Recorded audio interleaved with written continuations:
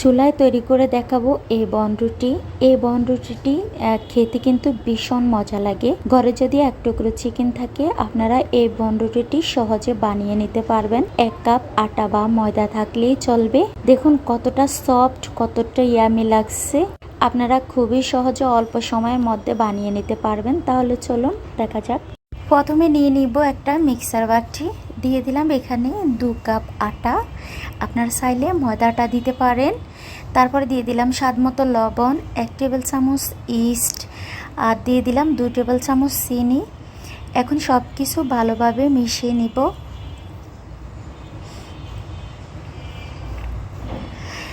তারপরে এখানে আমি হালকা কুসুম গরম পানি দিয়েছি। আপনারা চাইলে ঠান্ডা পানি দিয়েও করতে পারেন, কোনো সমস্যা নাই। এখন অল্প অল্প করে পানি দিয়ে আমি একটা ডো তৈরি করে নেব, একেবারে সফট, বেশি শক্তও না আবার নরমও না। আর দিয়ে দিলাম এখানে 2 টেবিল চামচ রান্নার যে রেগুলার সয়াবিন তেল আছে সেটা দিয়ে এখন ভালোভাবে মেখে তারপরে আমি ডোটাকে ডেকে রেখে দিব 10 মিনিটের জন্য।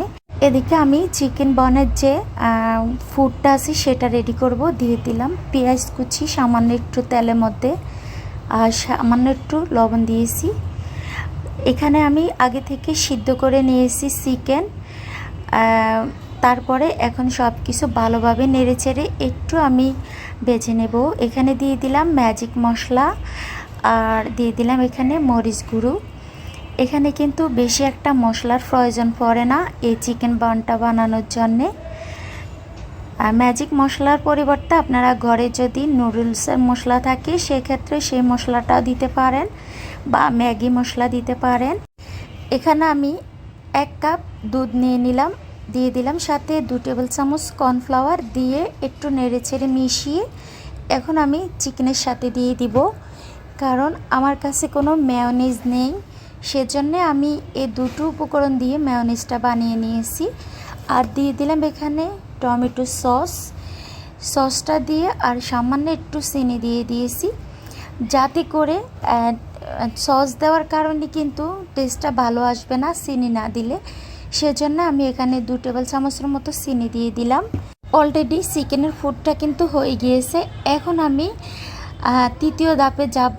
এখানে আমি একটা ফ্রাই প্যান বসিয়ে দিলাম, কাগজ দিয়ে স্ট্যান্ড দিয়ে আমি ঢাকনা দিয়ে একটু ফ্রি হিট করে নেব, যেহেতু আমি ওভেনে করব না সেজন্যে।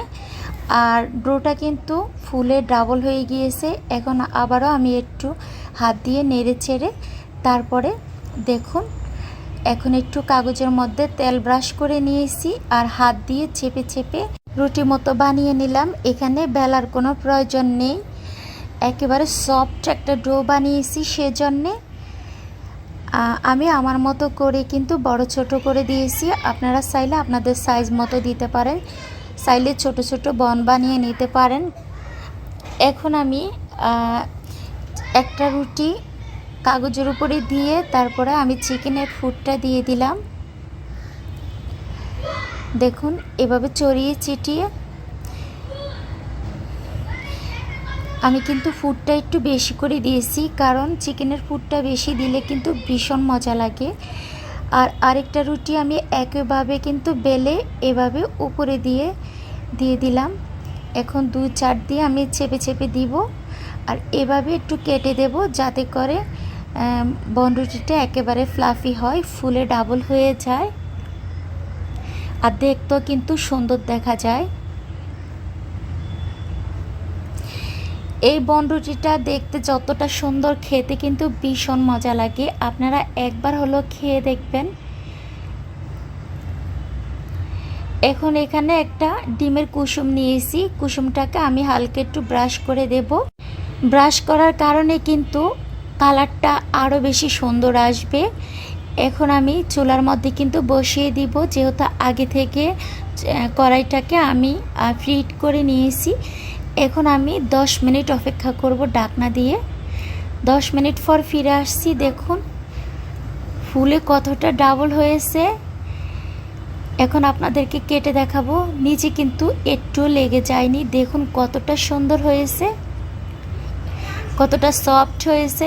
আমার কাছে মনে হয় বাইরে থেকে অস্বাস্থ্যকর বনরুটি না খাইয়ে বাচ্চাদেরকে এভাবে বাসায় বানিয়ে টিফিনও দিতে পারেন, কোনো সমস্যা নেই। আর আপনারা চাইলে এভাবে কিন্তু নারকেলের ফুড দিয়েও বানাতে পারেন, ওইভাবেও কিন্তু খেতে ভীষণ মজা লাগে। যারা মিষ্টি পছন্দ করেন বিশেষ করে তাদের জন্যে। আজ এ পর্যন্ত, সবাই ভালো থাকবেন, আল্লাহ হাফেজ।